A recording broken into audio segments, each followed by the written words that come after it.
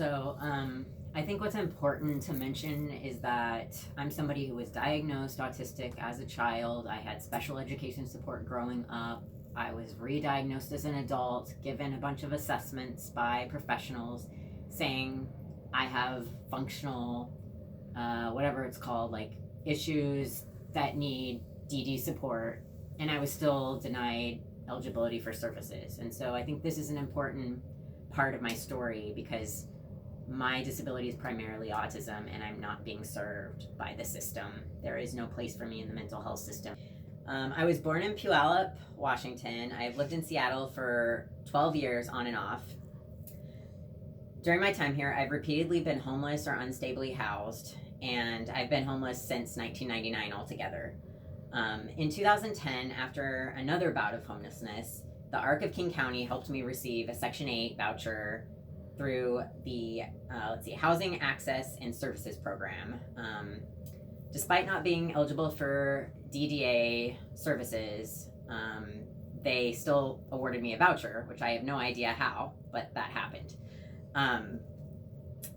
We searched for an apartment. There were a lot of things that happened. We had to port the voucher. It was a big deal, but I finally found an apartment.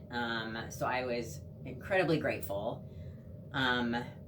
I let them know during this time that I really cannot live alone. I need support to live independently. I can live independently, but I need to live with other people in a shared living environment or have workers come or whatever.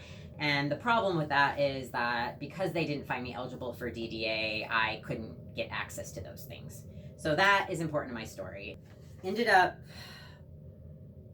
finally getting an apartment through the YWCA. I had been on a list for a long time, but when I got there, they said it was permanent housing and it was really transitional housing. That's the way that they ran the facility. They didn't allow visitors. They wouldn't even let a caseworker come and see the person if they weren't on a list in the front.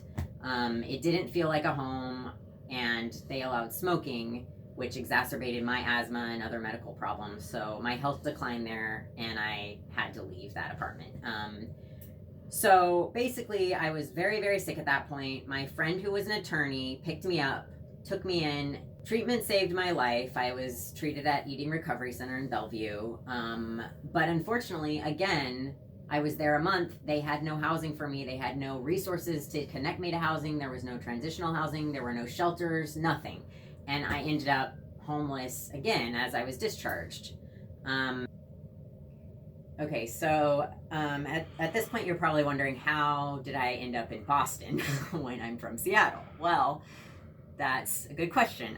What happened was, when I was in the YWCA, I was really desperate to live anywhere else, and there were no options in Seattle. And so a friend of mine told me, apply to any Section 8 housing authority list you can across the country. They'll take anybody, even if you don't live there. And so I did. I got on a bunch of lists, and now 2 years later, they're calling me and saying, well, all of the disabled folks who are not under 62, we are giving vouchers to through mainstream housing and program. And so I still don't know why I'm not getting a voucher here where I live, but Boston is giving me a housing voucher. And so I am flying there and moving my entire life there, and leaving all of my support systems here to start my new life. And it's not my choice, but I need to survive. And pretty much everyone that knows me at this point and loves me is like, you have to go to Boston to save your life, because Seattle will kill you, basically.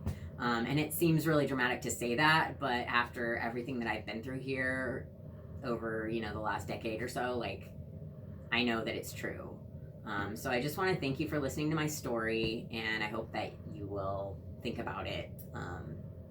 Yeah, so thank you.